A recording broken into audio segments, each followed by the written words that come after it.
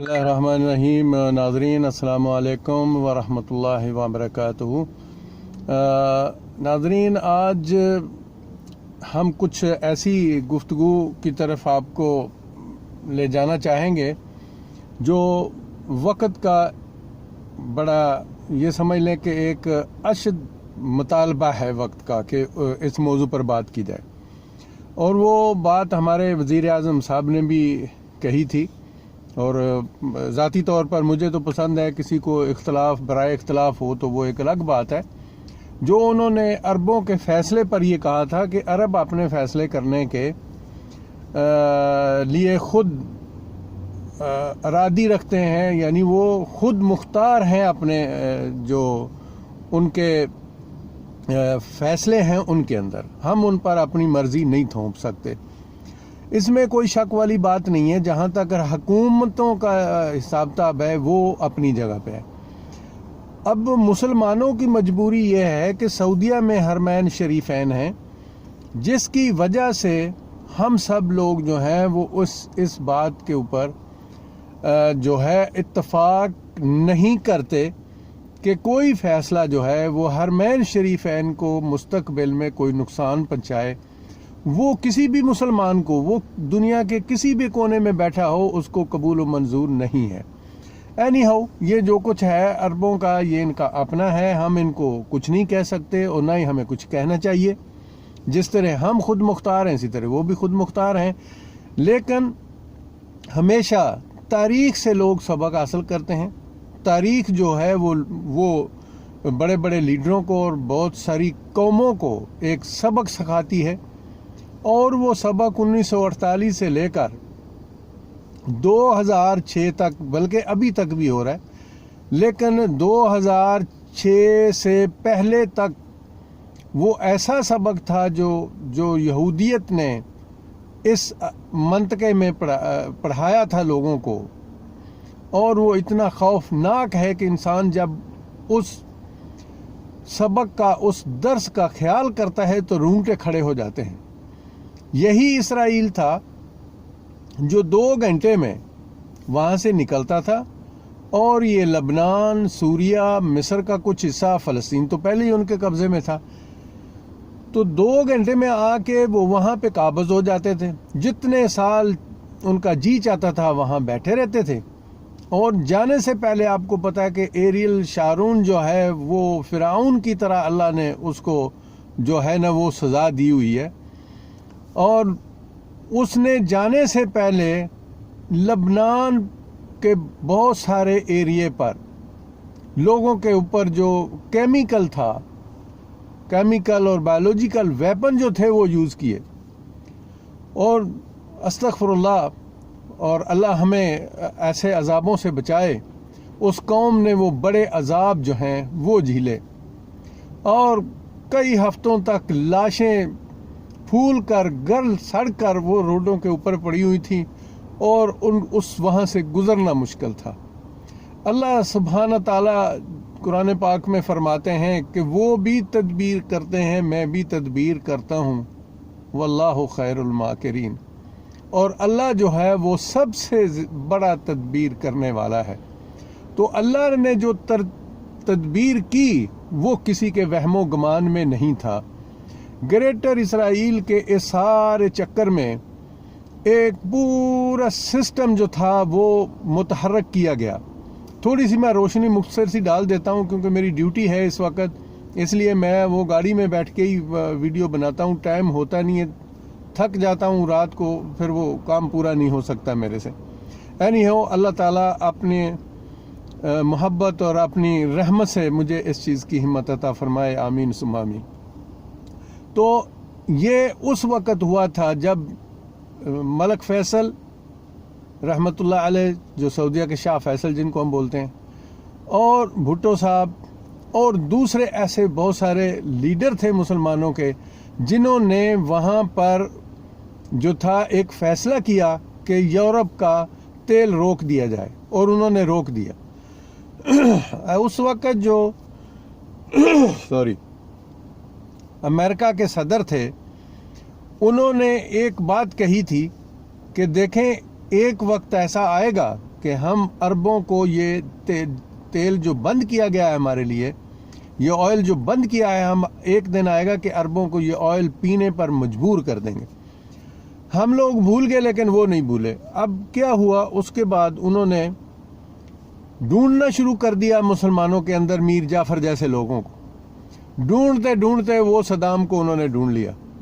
Saddam کو ڈھونڈ کر ملازمت دے دی۔ اسے کہا کہ اگر تو اپنے ماموں کو قتل کر دیتا ہے تو ہم تجھے اس ملک کا صدر بنا دیں گے۔ اس نے اس ماموں کو قتل کیا جس ماموں نے اس کو پالا تھا۔ صدام کے والد کی معروفیت نہیں ہے، اس کے والد کے بارے میں اتنا کچھ معروف نہیں ہے اور اکثر لوگ نہیں جانتے۔ اللہ عالم، یہ اللہ اور بندوں کا وہ سسٹم ہے، وہ اللہ ہی اس کو بتا سکتا ہے، ہم اس پہ کوئی تبصرہ نہیں کریں گے۔ تو اس کو ملازم بنایا گیا، ملازم بنا کے اس کو ٹرین کیا گیا۔ ٹرین کر کے سب سے پہلے انہوں نے یہ کہا کہ اہل تشیع جو ہیں ان کو قتل کیا جائے، اور اہل تشیع کو وہ 35 سال تک قتل کرتا رہا۔ اس نے سووں کے حساب سے، ہزاروں کے حساب سے خندقیں کھود کر اس کے اندر شیعوں، عورتوں اور مردوں کو کھڑا کیا اور ان کے اوپر مٹی ڈال کر ان کو زندہ دفن کر دیا۔ یہ کام وہ کرتے کرتے پھر آخر ان کی جو ایک کمانڈ ہوتی ہے، اس کمانڈ نے کہا کہ اب تو کویت میں آ جا۔ پھر وہ کویت میں آیا۔ کویت میں آ کے، کویت تو چھوٹا سا ملک ہے، ان کے پاس نہ آرمی اتنی اسٹرانگ ہے نہ اور کچھ، یہ بس ایک ان کا انتظام ہے۔ لیکن اتنا ضرور ہے، مجھے بھی تقریباً 30 سال ہو رہے ہیں کویت کے اندر، جو 30 سالوں میں نے دیکھا کویتی جو ہیں یہ دلوں کے بہت صاف اور پاک لوگ تھے، اب بھی ان میں کچھ باقی ہیں، لیکن اکثریت جو ہے وہ اس قسم کی ہو چکی ہے کہ وہ خود پرستی پر اتر آئی ہے۔ اللہ ان کو اس چیز سے بچائے۔ تو وہ یہاں آیا، یہاں بیٹھا رہا جب تک جو شیخ جابر رحمۃ اللہ علیہ تھے، جب تک انہوں نے 10 سال کا ایگریمنٹ نہ کیا، اس وقت تک وہ یہاں بیٹھا رہا۔ جب ایگریمنٹ ہو گیا وہ امریکہ کہنے پہ واپس چلا گیا۔ کہنے کا مقصد ہے کہ یہ سارا ایک جال پھیلایا گیا۔ اس کے بعد جو سب سے پہلے کام وہ آئل بند کرنے والوں کا کیا گیا، ساری دنیا کو یاد ہے، تاریخ اس چیز کی گواہ ہے کہ شاہ فیصل کا بھتیجا جو اس وقت امریکہ میں اسٹڈی کر رہا تھا، اس کو کیا لالچ دیا، کیا کہا گیا، تاریخ آہستہ آہستہ نکل رہی ہے کہ اسے کہا گیا کہ سعودیہ کا بادشاہ ملک ہم تجھے بنا دیں گے، تم شاہ فیصل کو رستے سے ہٹا دو۔ ہمارے جو شیخ جابر رحمۃ اللہ علیہ جو فوت ہو چکے کویت کے جو امیر تھے، ان کے ساتھ جو باڈی گارڈ تھے، ان کے کئی انٹرویو ٹیلی ویژن پہ آ چکے ہیں اور اکثر اوقات آتے رہتے ہیں۔ وہ کہتے ہیں کہ ہم شاہ فیصل کو ملنے کے لیے گئے تھے، میرے آگے شیخ جابر رحمۃ اللہ علیہ تھے اور میں ان کے پیچھے تھا، اس کے پیچھے ولی عہد تھے شیخ سعد رحمۃ اللہ علیہ اور ان کے پیچھے ان کا وہ باڈی گارڈ تھا۔ تو کہتے ہیں کہ شیخ جابر کا ہاتھ جو تھا وہ شاہ فیصل کے ہاتھ میں تھا، ایسے سلام ہوا ہے اور سمجھ نہیں آئی کہ گولی کہاں سے چلی جو سیدھی شاہ فیصل کے اس ماتھے پہ لگی اور وہ موقع پر ہی ڈھیر ہو گئے۔ شیخ جابر کے ہاتھ میں ہاتھ تھا اور وہ وہیں پہ فوت ہو گئے۔ کہنے کا مقصد یہ ہے کہ ان چالوں نے، اس یہودیت نے پہلا کام یہ کیا تیل بند کرنے والوں کو کہ شاہ فیصل کو اس کے بھتیجے سے مروا دیا۔ ان کو پتا تھا کہ سعودیہ کا قانون اتنا سخت ہے کہ یہ وہاں سے نکلے گا نہیں، اپنے چاچے کو مار دے گا، اس کے بعد اس کو پھانسی دے دی جائے گی، اور وہی کچھ ہوا۔ تو اس قسم کے جتنے بھی سلسلے ہیں وہ چلتے رہے۔ اس کے بعد وہ صدام کو ادھر کویت میں لے آئے اور آہستہ آہستہ پورے کویت کے اندر چھا گئے، اور گریٹر اسرائیل کا جو ان کا ایک منصوبہ تھا اس کی راہ انہوں نے ہموار کرنا شروع کر دی۔ 2003 میں اتنا شور کیا گیا کہ عراق کے اندر اتنا کیمیکل اور بایولوجیکل ویپن ہے کہ پوری دنیا اس سے تباہ ہو سکتی ہے، لیکن اتفاق سے جب پورے عراق کو تباہ کر دیا گیا تو اس کے بعد ایک کارتوس بھی بایولوجیکل اور اپنا کیمیکل وہاں سے نہ نکلا۔ یہ بھی تاریخ کہتی ہے۔ اس کے بعد پھر کیا ہوا کہ آپ دیکھتے جائیے، انہوں نے ہر چیز اوکے کر کے، کینڈلیزا رائس اس وقت وزیر خارجہ تھی امریکہ کی، اور وہ بالکل ایک مذاق کے طور پر، جیسے ہمارا دین کہتا تھا نا کہ ہم یہ کریں گے اور وہ کر دیتے تھے، بالکل انہوں نے ہمارا پریکٹیکل دین اپنے اوپر جو ہے وہ نافذ کیا ہوا ہے. اور وہ اعلان اس وقت کہہ رہے تھے کہ جس کی جائیدادیں تھیں مکہ اور مدینہ ان کو واپس کی جائیں گی. وہ پرانے جو رجسٹریاں تھیں وہ انہوں نے نکال کے انہوں نے جناب علی جزیرہ ٹیلی ویژن پہ دیں کہ یہ یہودیت کی ملکیت تھی اور جس کی ملکیت ہے اس کو واپس ملنی چاہیے. یہ سارا منصوبہ کر کے انہوں نے ایک نام رکھا تھا نیو مڈل ایسٹ. اور وہ جگہ جگہ جلسوں میں کہتی پھر رہی تھی کہ we are going to make a new Middle East. اس کا وہ جو سلطنت امویہ کے دور کا تھا وہ سارا انہوں نے ایک نقشہ بنا کے پیش کیا تھا ٹیلی ویژن کے اوپر. لیکن اللہ سبحانہ تعالیٰ کہتے ہیں نا کہ واللہ خیر الماکرین. انہوں نے تدبیر کی, میں نے تدبیر کی, لیکن میں سب سے بڑا تدبیر کرنے والا ہوں. کسی کو اس تدبیر کا علم نہیں تھا. اللہ تعالیٰ نے سید حسن نصر اللہ جو حزب اللہ کے وہ لیڈر ہیں لبنان والے, ایران کے تھرو ان کو یہ طاقت مل چکی تھی کہ ان کے پاس میزائل بھی تھے اور ایسی ٹیکنالوجی انہوں نے یوز کی تھی کہ جو اسرائیل کے اتنے بلڈ پروف ٹینک ہیں وہ میزائل ان کے اندر جا گھسے اور اس کے اندر سے جو لوگ اس کو ڈرائیو کر رہے تھے وہ ان کو آگے لگی ہوئی بار بھاگ رہے تھے. ہم اس خطے میں بیٹھے تھے, سب کچھ دیکھ رہے تھے اس وقت. پھر کیا ہوا, انہوں نے سوچا کہ ہم لبنان میں جیسے پہلے جاتے تھے 2 گھنٹے میں ادھر بیٹھ جائیں گے, وہاں سے میٹھا پانی پئیں گے اور اس کے بعد جو ہے نا یہ پورا خلیج ہمارے قدموں کے نیچے ہے. لیکن اللہ تعالیٰ نے وہ 40,000 مجاہدین کو سیسا پلائی ہوئی دیوار گریٹر اسرائیل کے سامنے کھڑا کر دیا. وہ سیسا پلائی ہوئی دیوار بن گئے گریٹر اسرائیل کے سامنے. 34 دن جنگ ہوئی. 15-20 دن کے بعد تک تو وہ لوگ کہتے رہے کہ we are going to make a new Middle East. لیکن اس کے بعد ان کی ٹیون چینج ہو گئی جب اللہ تعالیٰ کے مجاہدین نے ان کو کشت فاس دی. اور سید حسن نصر اللہ جو لیڈر ہیں اس تحریک کے, وہ اس جنگ میں خود زخمی بھی ہوئے اور شامل بھی تھے. انہی دنوں میں جو سعودیہ کے ایک مفتی صاحب تھے انہوں نے فتویٰ جاری کیا کہ حزب اللہ کی کامیابی کی دعا ہے وہ نہیں کرنی چاہیے.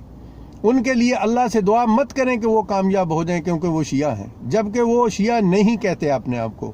وہ کہتے ہیں حزب اللہ جو تحریک ہے یہ اسلامی تحریک ہے, وہ یہ بات کہتے ہیں. خیر, حزب اللہ آڈیو پہ آئے اور ریڈیو خطاب میں انہوں نے یہ کہا کہ ہم سب سے یہ ریکویسٹ کرتے ہیں کہ اپنے منہ بند کر لیے جائیں. ہم کسی سے کوئی امداد نہیں کہتے, ہم کسی سے کوئی امداد نہیں مانگتے. ہم اہل رسول سے ہیں. وہ سید ہے, اس نے کہا ہم اہل رسول سے ہیں, ہم فاطمہ زہرا کے مجاہدین ہیں, ہم اللہ اور اس کے رسول کے مجاہدین ہیں. ہمیں کسی کی امداد کی ضرورت نہیں ہے, لیکن خدا کے لیے اپنے منہ بند کر لیں, ہمیں کسی سے کچھ نہیں چاہیے. اور وہ لفظ مجھے آج بھی یاد ہیں جو اس کے بعد ربیع الاول جو ربیع العربی کے نام سے کیا گیا. انہوں نے کہا تھا کہ ایک دن آنے والا ہے, آپ لوگ جو کرسیوں سے ڈر رہے ہیں نا سارے عرب حاکم, ایک دن آنے والا ہے کہ یہ کرسیاں آپ لوگوں سے چھین لی جائیں گی, اور یہی لوگ چھین لیں گے جنہوں نے کرسیوں پہ آپ لوگوں کو بٹھایا ہوا ہے. اور پھر ایسا ہی ہوا. اس جنگ میں اسرائیل کیا پوری باطل قوتیں ہار گئیں, کسی کو کچھ نہ ملا. 34 دن کی جنگ میں وہ 34 کلومیٹر لبنان کے اندر نہیں آئے تھے. جنگ کے بعد اسرائیلی جو فوجی جنگ میں شامل تھے ان کے انٹرویو ہم نے سنے. وہ کہتے تھے ہمیں پتہ ہی نہیں چلتا تھا, ہمیں جاسوسی ہوتی تھی فلاں جگہ خالی ہے, اور ہم وہاں پہ پہنچ جاتے تھے. 10 سے 20 منٹ کے اندر اندر حزب اللہ کے مجاہدین ہمیں تباہ و برباد کر دیتے تھے, بہت کم ہم بچتے تھے وہاں سے. تو کہنے کا مقصد یہ ہے کہ اللہ پر توکل رکھ کے جب کوئی چلتا ہے اس کا مقابلہ دنیا کی کوئی طاقت نہیں کر سکتی. باقی ہمتیں کون دیتا ہے؟ اللہ دیتا ہے. اللہ کی یہ زمین ہے, اللہ کا قانون جب تک اس زمین پر آپ نافذ نہیں کریں گے آپ کفر کا مقابلہ نہیں کر سکتے. تو کیوں آپ ایسا نہیں کرنا چاہتے؟ ہم کچھ نہیں کہتے عربوں کو, عرب جانے ان کے اپنے کام جانے, لیکن بہرحال اس جسم کا کوئی بھی حصہ اگر کسی ہاتھ کو کوئی تکلیف ہو جائے تو انسان بولے کوئی بات نہیں, لیفٹ ہینڈ کو ہی ہے, میں سیدھے ہاتھ سے کام کر رہا ہوں. نہیں, ایک دن پورا جسم انوالو ہوگا. ہیں تو مسلمان وہ ہمارے ہیں، ہمارے جسم کا حصہ ہیں. دکھ تو ہمیں ہے لیکن ہم کر کچھ نہیں سکتے. لیکن اپنے آپ کو تو ہم مرتب کر سکتے ہیں نا، اپنے آپ کو تو مضبوط کر سکتے ہیں نا. تو میں کہتا ہوں آئیے، کل بھی میں نے اپنی ویڈیو میں کہا تھا، آج پھر کہتا ہوں کہ خدا کے لیے تاریخ سے سیکھیں، ملک سے جو ہے ملک اس کو آنے والے فسادوں سے بچائیں. میں ایک دفعہ پھر سب کو کہہ دیتا ہوں، اور حکومت کو بھی کہتا ہوں، اداروں کو بھی کہتا ہوں، میرے سے زیادہ بہتر ادارے جانتے ہیں، لیکن جو خبریں ہم جانتے ہیں، اس 9ویں اور 10ویں محرم پر ایک بہت بڑا فساد برپا ہونے والا ہے جس میں یہودیت شامل ہے. وہ جو کچھ مولوی اس بات پر چیخ رہے ہیں نا کہ وہ صحابہ اکرام کے جو درجات ہیں وہ اہل بیت سے بھی آگے بڑھانا چاہتے ہیں، جبکہ صحابہ اکرام نے کبھی اپنے آپ کو اہل بیت سے آگے نہیں بڑھایا تھا. یہ وہ لوگ ہیں جو یہودیت کے ایجنڈے پہ کام کر رہے ہیں، جن کو فنڈنگ جاتی ہے. اور فنڈنگ کہاں سے جاتی ہے بھائی؟ اب انہی سے فنڈنگ ان کو جاتی ہے جنہوں نے سب سے پہلے اسرائیل کو تسلیم کیا ہے اور گریٹر اسرائیل کی بنیاد رکھ دی ہے عربوں کے اندر. اور ایک رات پہلے کی بات ہے کہ پہلا جہاز اسرائیل کا جو ہے وہ سعودی عرب کے ملک عبدالعزیز انٹرنیشنل ایئرپورٹ پہ لینڈ ہوا، اور وہاں سے پھر وہ دبئی اور ابو ظبی کے لیے گیا. تو وہ رستے وہ کھل گئے. ان کی طرف سے پیسہ کہاں آتا ہے؟ یہودیت پیسہ ان کو دیتی ہے، یہ پیسہ ہمارے مولویوں کو دیتے ہیں، وہ ان مولویوں کو، اور وہ مولوی لیتے ہیں جو خود پرست مولوی ہیں، جو عالم دین ہیں. میں ان کی بات نہیں کر رہا ہوں. عالم دین ڈاکٹر اسرار احمد رحمۃ اللہ علیہ بھی گزرے ہیں، جنہوں نے اپنی زندگی کے آخری دن جو ہیں، آخری سال سارے کے سارے لوگوں کو اٹھانے میں گزار دیے کہ اٹھ جاؤ لوگوں اس گریٹر اسرائیل کا مقابلہ کرنے کے لیے. تو میں بھی آپ لوگوں کو یہی کہتا ہوں کہ جس کو بھی جہاد کی خواہش ہے، سچے دل سے آؤ، پڑھے لکھے ہو کر، دینی ہو کر آرمی کو جوائن کرو، پاکستان آرمی کو جوائن کرو.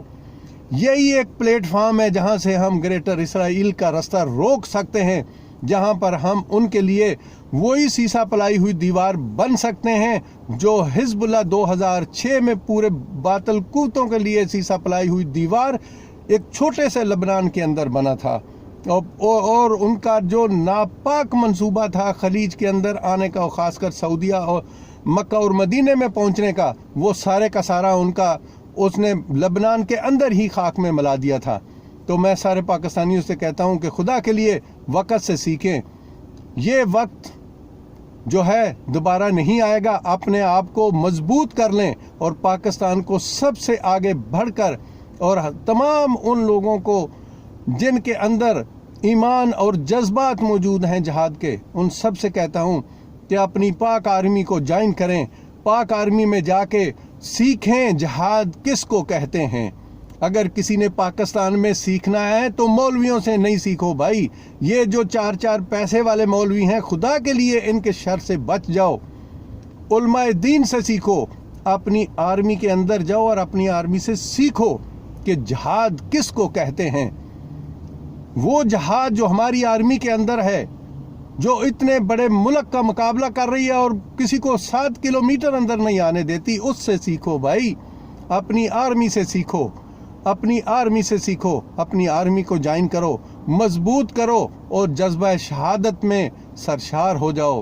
اللہ ہمیں توفیق دے اور ہمت دے کہ ہم گریٹر اسرائیل کے لیے سیسا پلائی ہوئی دیوار بن جائیں. اسی کے ساتھ ہی اجازت چاہتا ہوں. اللہ ہم سب کا حامی و ناصر ہو اور ہمیں حق اور سچ کے ساتھ کھڑے ہو کر حق اور سچے مجاہدین بننے کی توفیق عطا فرمائے. آمین ثم آمین.